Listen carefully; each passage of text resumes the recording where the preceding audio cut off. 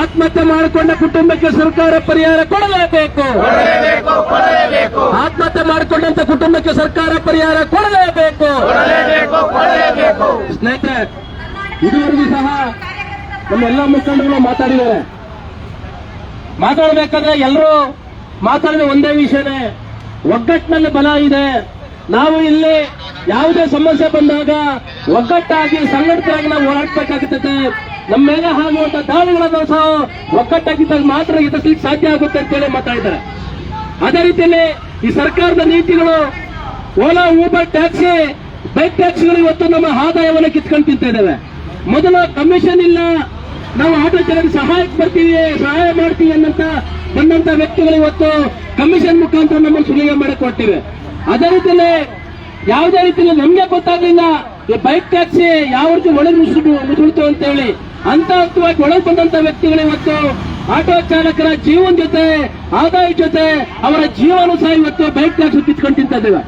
ಅದಾಗಿ ಮುಂದಿನ ದಿನದಲ್ಲಿ ನಾವು ದೊಡ್ಡ ಮಟ್ಟದಲ್ಲ ಹೋರಾಟಕ್ಕೆ ರೆಡಿ ಆಗಬೇಕಾಗಿದೆ, ಸಿದ್ಧತೆ ಆಗಬೇಕಾಗಿದೆ. ಅದೇ ಸ್ನೇಹಿತರೆ, ಈಗಾಗಲೇ ಕೆಲವು ಸಂಘಟನೆ ಮಾತಾಡಬೇಕಾದ್ರೆ ಹೇಳೋರು, ನಾವು ಮುಂದಿನ ದಿನದಲ್ಲಿ ಐಕ್ಯತೆಯಿಂದ ಬೆಂಗಳೂರಿನ ಎಲ್ಲ ಆಟೋ ಚಾಲಕರನ್ನು ಸೇರಿಸಿ ನಾವು ಹೋರಾಟ ಮಾಡಬೇಕಾಗ್ತದೆ.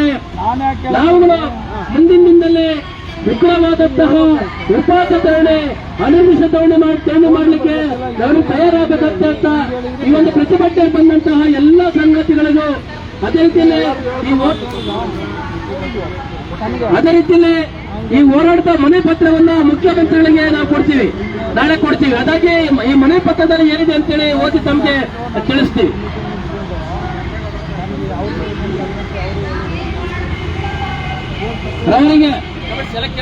ರವರಿಗೆ ಮಾನ್ಯ ಮುಖ್ಯಮಂತ್ರಿಗಳು, ಕರ್ನಾಟಕ ಸರ್ಕಾರ, ವಿಧಾನಸೌಧ, ಬೆಂಗಳೂರು. ಮಾನ್ಯರೇ, ಆಟೋ ಚಾಲಕರ ಆತ್ಮಹತ್ಯೆ ಮತ್ತು ಕೊಲೆಯಾದ ಆಟೋ ಚಾಲಕ ಕುಟುಂಬಕ್ಕೆ ಪರಿಹಾರಕ್ಕಾಗಿ ಒತ್ತಾಯಿಸಿ ಮನೆ ಪತ್ರ. ಈ ಮೂಲಕ ತಮ್ಮಲ್ಲಿ ವಿನಂತಿಸಿಕೊಳ್ಳುವುದೇನೆಂದರೆ, ಬೆಂಗಳೂರು ನಗರದಲ್ಲಿ 3 ಲಕ್ಷಕ್ಕೂ ಹೆಚ್ಚು ಆಟೋ ಚಾಲಕರು ದಿನನಿತ್ಯ ಆಟೋ ರಿಕ್ಷಾ ಓಡಿಸಿ ಜೀವನ ಮಾಡುತ್ತಿದ್ದಾರೆ. ಅಗತ್ಯ ವಸ್ತುಗಳ ವಿಪರೀತ ಬೆಲೆ ಏರಿಕೆಯಿಂದ ಆಟೋ ರಿಕ್ಷಾಗೆ ಬಳಸುವ ಬಿಡಿಭಾಗಗಳು ಮತ್ತು ಗ್ಯಾಸ್, ಪೆಟ್ರೋಲ್ ಬೆಲೆ ವಿಪರೀತ ಏರಿಕೆಯಾಗಿದೆ. ಮನೆ ಬಾಡಿಗೆಗಳು, ಶಾಲಾ ಕಾಲೇಜಿನ ಫೀಸ್ಗಳು ತುಂಬಾ ಹೆಚ್ಚಳವಾಗಿದೆ. ಕುಟುಂಬ ಸದಸ್ಯರ ಆರೋಗ್ಯ ನಿಭಾಯಿಸಲು ಅಸಾಧ್ಯವಾಗಿದೆ. ಅದಲ್ಲದೆ ಅನಧಿಕೃತ ಬೈಕ್ ಟ್ಯಾಕ್ಸಿಗಳ ಆವರಣದಿಂದ ಆಟೋ ರಿಕ್ಷಾ ಪ್ರಯಾಣಿಕರು ಕಡಿಮೆಯಾಗಿದ್ದಾರೆ. ಇನ್ನೂ ಹಲವು ಕಾರಣಗಳಿಂದ ಆಟೋ ಚಾಲಕರ ಸಂಪಾದನೆ ಕಡಿಮೆಯಾಗಿದೆ. ಆಟೋ ರಿಕ್ಷಾಗಳ ಮೇಲೆ ತೆಗೆದುಕೊಂಡ ಖಾಸಗಿ ಉಪನ್ಯಾಸಗಳ ಸಾಲ ತೀರಿಸಲಾಗದೆ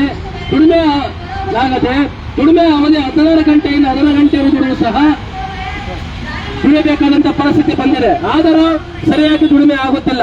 ಅಲ್ಲದೆ ಆಟೋ ಚಾಲಕರ ದುಡಿಮೆ ಅವಧಿ ಹೆಚ್ಚಾಗಿ ಆಟೋ ಚಾಲಕರ ಆರೋಗ್ಯದ ಮೇಲೆ ವಿಪರೀತವಾದ ಪರಿಣಾಮಗಳು ಬೀರುತ್ತವೆ. ಹಲವು ರೀತಿಯಲ್ಲಿ ಆಟೋ ಚಾಲಕರ ಆದಾಯಗಳು ಕಡಿಮೆಯಾಗಿ ಕುಟುಂಬ ನಿರ್ವಹಣೆ ಮಾಡಲು ಸಾಧ್ಯವಾಗದೆ ಹಲವು ರೀತಿಯ ಸಮಸ್ಯೆಗಳ ಸುಳಿಯಲ್ಲಿ ಸಿಲುಕಿಕೊಂಡ ಆಟೋ ಚಾಲಕರು ಆತ್ಮಹತ್ಯೆ ಮಾಡಿಕೊಳ್ಳುವಂತಹ ಪರಿಸ್ಥಿತಿ ಉದ್ಭವವಾಗಿದೆ. ದಯವಿಟ್ಟು ಮಾನ್ಯ ಮುಖ್ಯಮಂತ್ರಿಗಳು ಮಧ್ಯಪ್ರವೇಶ ಮಾಡಿ ಅನಧಿಕೃತ ಬೈಕ್ ಟ್ಯಾಕ್ಸ್ಗಳನ್ನು ನಿಲ್ಲಿಸಿ ಆತ್ಮಹತ್ಯೆ ಮಾಡಿಕೊಂಡ ಕುಟುಂಬಗಳಿಗೆ ಪರಿಹಾರ ನೀಡಬೇಕೆಂದು ಆಟೋ ರಿಕ್ಷಾ ಡ್ರೈವರ್ಸ್ ಸಿಐಟಿ ಮನವಿ ಮಾಡಿಕೊಳ್ಳುತ್ತದೆ. ಬೆಂಗಳೂರು ನಗರದಲ್ಲಿ ವಿಪರೀತ ವಾಹನ ಸಂಖ್ಯೆ ಜಾಸ್ತಿಯಾಗಿ ಎಲ್ಲಾ ರಸ್ತೆಗಳಲ್ಲಿ ವಾಹನಗಳು ನಿಧಾನಗತಿಯಲ್ಲಿ ಸಾಗುವುದು, ಟ್ರಾಫಿಕ್ ಜಾಮ್ ಆಗುವುದು ಎಲ್ಲರೂ ತಿಳಿದಿದೆ. ಆದರೂ ಕೆಲವು ಕಿಡಿಗೇಡಿಗಳು ಚಾಲಕರ ಸಣ್ಣ ಪುಟ್ಟ ವಿಷಯಗಳಿಗೆ ಹಲ್ಲೆ ಮಾಡುವುದು, ಚಾಲಕರನ್ನು ಕೊಲೆ ಮಾಡುವಂತಹ ಘಟನೆಗಳು ಬೆಂಗಳೂರಿನಲ್ಲಿ ನಡೆದಿವೆ. ಅಂತಹ ವ್ಯಕ್ತಿಗಳ ಮೇಲೆ ಸರ್ಕಾರ ಸೂಕ್ತ ಕಾನೂನು ಕ್ರಮ ತೆಗೆದುಕೊಳ್ಳಬೇಕು. ಕೊಲೆಯಾದ ಚಾಲಕರ ಕುಟುಂಬಗಳಿಗೆ ಕೊಲೆ ಮಾಡಿದ ವ್ಯಕ್ತಿಗಳ ಆಸ್ತಿಯಲ್ಲಿ ಮುಟ್ಟುಗೋಲು ಹಾಕಿಕೊಂಡು ಸರ್ಕಾರ ಪರಿಹಾರ ನೀಡುವಂತೆ ಈ ಸಂದರ್ಭದಲ್ಲಿ ಸಂಘಟನೆ ಒತ್ತಾಯಿಸುತ್ತದೆ. ಅಧ್ಯಕ್ಷರು, ಅದೇ ರೀತಿಯಲ್ಲಿ ಸಂಘಟನೆ ಪದಾಧಿಕಾರಿಗಳು. ಸ್ನೇಹಿತರೆ,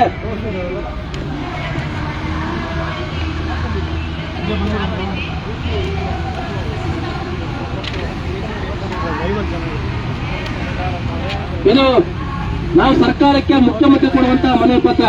ಅದಾಗಿ ಸ್ನೇಹಿತರೆ, ನಾಳೆ ಜಿಲ್ಲಾ ಸಮಿತಿಯ ಪದಾಧಿಕಾರಿ ಮುಖ್ಯಮಂತ್ರಿಗಳ ಕಂಡು ಮನವಿ ಪತ್ರವನ್ನು ಕೊಡ್ತೀವಿ.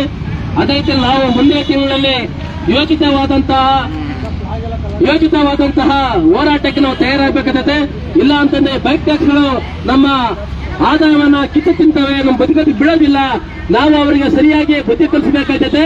ಬೆಂಗಳೂರಿಂದ ಅವ್ರನ್ನ ಓಡಿಸಲಿಕ್ಕೆ ನಾವು ಎಲ್ಲಾ ರೀತಿಯ ಸಂಘಟಿತ ಹೋರಾಟಕ್ಕೆ ತಯಾರಾಗಬೇಕಾಗ್ತದೆ ಅಂತೇಳಿ ಈ ಸಂದರ್ಭದಲ್ಲಿ ಪ್ರತಿಭಟನೆಗೆ ಭಾಗವಹಿಸಿದಂತಹ ಎಲ್ಲರಿಗೂ ಸಹ ಧನ್ಯವಾದ ಹೇಳ್ತಾ, ಮಾಧ್ಯಮ ಮಿತ್ರರಿಗೂ ಸಹ ಧನ್ಯವಾದ ಹೇಳ್ತಾ, ಇವಾಗ ನೋಡಿ ಇಲ್ಲಿರೋರೆಲ್ಲ ಸ್ಟೆಪ್ ಬೈ ಸ್ಟೆಪ್ ನಿಂತ್ಕೊಳ್ಳಿ. ಅಲ್ಲಿ ನೋಡೋಣ, ಇಲ್ಲಿರೋರೆಲ್ಲ ನೋಡಿ, ಅಲ್ಲಿ ಈ ಬ್ಯಾನರ್ ಕೆಳಗಿರ್ಲಿ, ಸ್ಟೆಪ್ ಬೈ ಸ್ಟೆಪ್ ನಿಂತ್ಕೊಳ್ಳಿ. ದಯವಿಟ್ಟು ಮೀಟರ್ ಜಾಸ್ತಿ ಬೇಕು, ಒಂದೆರಡು ಮಾತಾಡ್ರಪ್ಪ.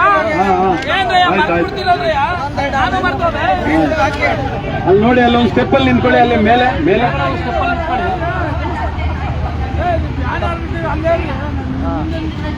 ಹಂಗೆ ಹೋಗಿ ಹಂಗೆ ಹೋಗಿ ಹಂಗೆ ಬನ್ನಿ. ನೋಡಿ ಜಾಗ ಇದೆ, ನೋಡಿ ಜಾಗ ಇದೆ, ನೋಡಿ ನೋಡಿ ಈ ಸೈಡ್ ನಿಂತ್ಕೊಳ್ಳಿ. ಇನ್ನೂ ಬನ್ನಿ ಈ ಕಡೆ ಹುಚ್ಚೇಗೌಡ್ರ, ಸ್ವಲ್ಪ ಈ ಕಡೆ ಬನ್ನಿ. ಮೇಲೆ ಮೇಲೆ ಬಂದ ಸ್ಟೆಪ್ ಬೈ ಸ್ಟೆಪ್ ಫೋಟೋ ತಗೊಳಕ್ಕೆ ಫೋಟೋಗಾಗಿ ನಮ್ ಜನ ಎಲ್ಲ ಕಾಣಿಸ್ತಾ ಇಲ್ಲ, ಎಲ್ಲ ಕಾಣಿಸ್ತಾ ಇಲ್ಲ, ಎಲ್ಲ ಜನ ಕಾಣಿಸ್ಬೇಕು. ನರಸಿಂಹಮೂರ್ತಿ ಅಣ್ಣ ಬಾರಣ, ಮಧ್ಯಕ್ಕೆ ಬಾರಣ, ಎಲ್ಲರೂ ಬರ್ಬೇಕು. ಎಲ್ಲರೂ ಗೌಡ್ರೆ ಹೋಗಿ ಆ ಕಡೆ ಬನ್ನಿ, ಈ ಕಡೆ ಬನ್ನಿ. ಅಲ್ಲೊಬ್ಬರು ಕೂತ್ಕೊಳ್ರಿ.